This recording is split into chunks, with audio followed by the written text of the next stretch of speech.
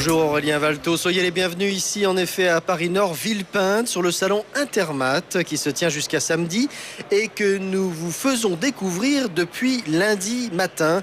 4 jours de direct, un inédit sur Autoroute Info qui s'associe à la défense de l'emploi et à la progression de l'économie par l'information, avec beaucoup de fleurons, de bons pavillons français ici, d'entreprises qui exportent dans le monde entier. Il faut dire que le secteur des matériels et techniques pour les industries de la construction et des matériaux est très prisé par le monde entier. C'est le pavillon France ici qui tient cette année cette grande réunion de famille, un salon donc de professionnels et de rencontres, mais aussi ouvert au public, un salon qui peut donc susciter des vocations pour les jeunes qui cherchent leur voie, avec là en touchant du doigt tous ces engins, les bulldozers, les grues, les pelleteuses et toutes ces nouvelles techniques, les normes environnementales qui progressent énormément, et un traitement social à saluer dans bien bon nombre d'entreprises qui ont compris que si l'on traite mieux l'humain, c'est toute l'économie qui s'en portera mieux. Et nous allons également vous faire découvrir cet après-midi cette attractivité de la France, mais avant, nous allons retrouver Florent Collange sur l'une des zones de démonstration. Elles sont immenses ici,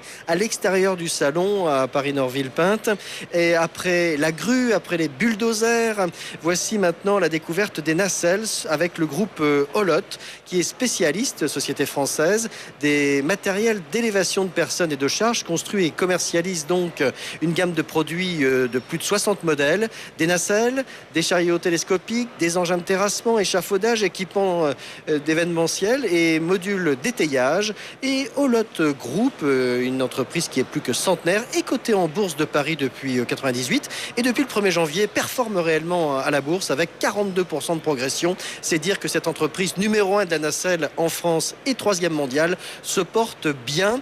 Donc Florent, vous allez poursuivre cette découverte et vivre ce que les utilisateurs vivent en grimpant en compagnie du président d'Olot dans une nacelle assez remarquable.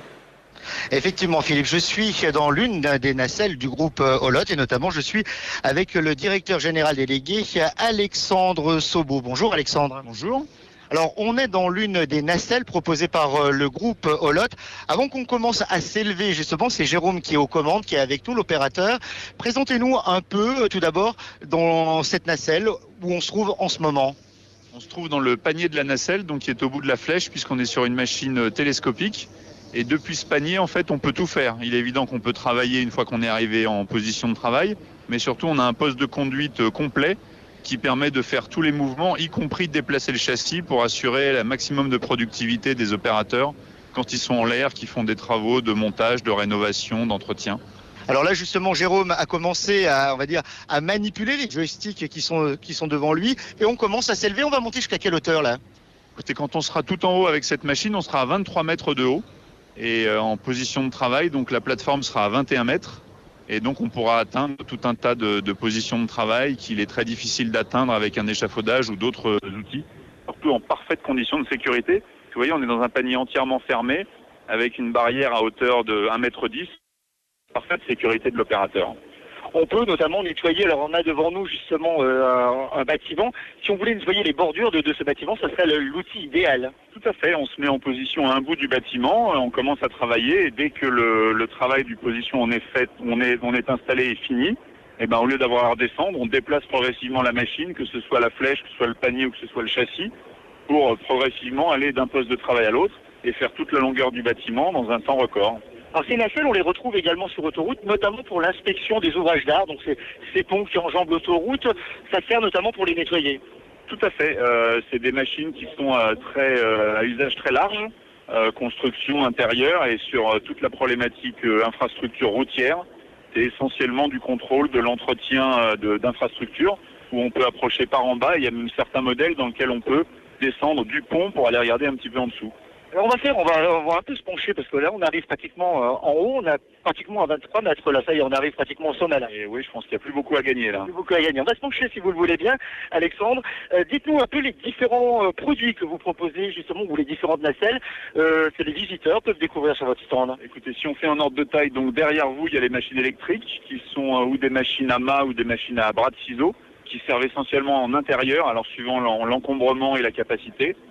Pour faire de l'entretien, de la maintenance industrielle, la gestion de stock dans des entrepôts logistiques ou dans des grandes surfaces. Donc c'est une petite machine électrique fonctionnant à l'intérieur. Et puis si on continue le tour, on se tourne de l'autre côté, vous avez une partie de notre gamme de machines diesel avec des machines articulées et des machines télescopiques. Là sur le stand, on a entre 16 et 32 mètres. Dans la gamme complète, même si tout n'est pas présenté ici, on va de 12 mètres jusqu'à 43, qui sont là beaucoup plus spécialisés sur des travaux seulement d'entretien et de maintenance extérieure, et surtout de construction de bâtiments, charpente métallique, infrastructures, aéroports, usines bien sûr. Et là, on est dans tout le cœur de l'application de la nacelle automotrice. Alors justement, et derrière nous, il y a une nacelle qui nous permettrait de monter un peu plus haut que nous sommes, mais c'est une nacelle pour 2 personnes. Donc là, on est 3 avec l'opérateur et vous. Cette nacelle, elle monte à combien là? Celle qui est juste derrière nous monte jusqu'à 32 mètres. Et effectivement, en fonction des conditions de sécurité et de fonctionnement de la machine, en fait, c'est pas tant le nombre de personnes qui est limité que la charge qu'on peut mettre dans le panier pour respecter les critères de stabilité, résistance à l'effet du vent et à tout l'environnement qui peut être peu favorable à la stabilité de la machine. Et donc, effectivement, en fonction du modèle et de la charge accessible, on peut mettre 1, 2 ou 3 personnes. Alors justement, on a une nacelle, nous on est dans une nacelle qui monte à un peu plus de 20 mètres, là on a une nacelle qui monte à peu plus de 30 mètres. Le maximum que l'on peut monter, quelle est la nacelle qui permet d'accéder le plus haut au sein du groupe Olot? C'est 43 mètres, donc c'est une nacelle télescopique qui est du même type que celle dans laquelle on se trouve, simplement elle peut à peu près permettre d'aller 2 fois plus haut. Est-ce qu'on peut envisager des nacelles dans le futur qui monteront encore plus haut? Ouais, techniquement, tout est possible. Certains de nos confrères ont des machines qui vont un petit peu plus haut que 43 mètres. Après, la vraie question, c'est les conditions de poids, puisque simplement, plus on veut monter haut, plus il faut que la machine soit stable et donc plus il faut mettre de contrepoids en bas. Donc la machine devient extraordinairement lourde et après vous avez 2 sujets qui sont les conditions de transport. Vous passez en machine qui est avec des transports exceptionnels, donc pour les livrer sur les chantiers, c'est des contraintes et des conditions d'emploi qui sont particulièrement fortes. Et puis après vous avez la charge à l'essieu qui fait que sur certains sols vous avez trop de poids sur une seule roue ou un seul point de contact et vous pouvez endommager des bitumes, des goudrons ou vous enfoncer dans des sols un peu meubles avec tous les risques qui vont avec. Vous parliez des règles de sécurité. Avant de monter, on a été harnaché, on a mis des baudriers. C'est important également quand on utilise ce style de machine, ces nacelles, de respecter les règles de sécurité, notamment pour les opérateurs comme Jérôme ou les personnes qui ont à les utiliser. C'est fondamental en fait. La raison d'être de la nacelle, c'est d'offrir aux gens qui travaillent en hauteur de la sécurité par rapport à d'autres dispositifs qui préexistaient. Donc par conception, la nacelle est sûre. Maintenant, on s'est posé toujours des questions sur qu'est-ce qui pourrait arriver dans le panier. Est-ce que les gens pourraient, quand il y a des soucis techniques, comment on peut au maximum assurer leur sécurité? Et sur des nacelles à bras comme celle-ci, donc articulées ou télescopiques, en fait le principal danger quand il y a un accident, c'est ce qu'on appelle l'effet boomerang, c'est-à-dire que la machine perd de l'équilibre ou bouge, et ensuite le bras fait boomerang et catapulte. Et donc le fait d'être arrimé à la nacelle réduit considérablement les risques d'accidents graves. Alors encore une fois, quand on tombe de 20 ou 30 mètres, malheureusement, il n'y a pas grand-chose à faire, mais beaucoup de circonstances d'accidents qui sont par ailleurs évidemment très rares sont liées à des éjections de la nacelle, quelles qu'en soient les conditions, et donc ce lien que l'on assure avec la nacelle permet d'augmenter encore les conditions de sécurité de tous nos opérateurs. Alors, je vais me tourner vers Jérôme qui est justement le pilote, on va dire, de cette nacelle. Jérôme, bonjour. Vous êtes, alors, on dit qu'il n'y a pas de volant sur ces nacelles, c'est 3 joysticks. Présentez-nous un peu les différents boutons, puis on va redescendre parce qu'on va pas tarder à rendre l'antenne et retrouver l'information pratique. Alors, on va faire la descente avec vous. Expliquez-nous ce que vous allez faire là. On va descendre de 23 mètres pour retrouver le plancher des vaches. Alors, en fait, le pupitre est séparé en 2 parties. Nous avons la partie translation à droite et la partie mouvement de la machine sur la gauche. Donc là, je vais activer le joystick de rentrée télescopage pour pouvoir redescendre la machine. Alors, on me dit justement qu'on va rendre dans 2 minutes justement l'antenne. On peut descendre en 1 minute là, avant de repasser le micro à Philippe? Effectivement, on peut descendre en 1 minute. Eh bien, allez-y. Expliquez-nous ce que vous faites en même temps. Donc là, je fais un cumul de mouvements, je rentre le télescopage tout en descendant la flèche. Et je vais faire également un mouvement de pendulaire. Donc j'effectue 3 mouvements simultanés pour pouvoir rejoindre le sol. Est-ce que c'est compliqué? Est-ce que c'est difficile ou on va dire que c'est à la portée de tous de piloter ce style d'engin? C'est à la portée de tout le monde. Il y a une formation de 3 jours pour passer son KSS et cela vous permet à utiliser la machine en toute sécurité.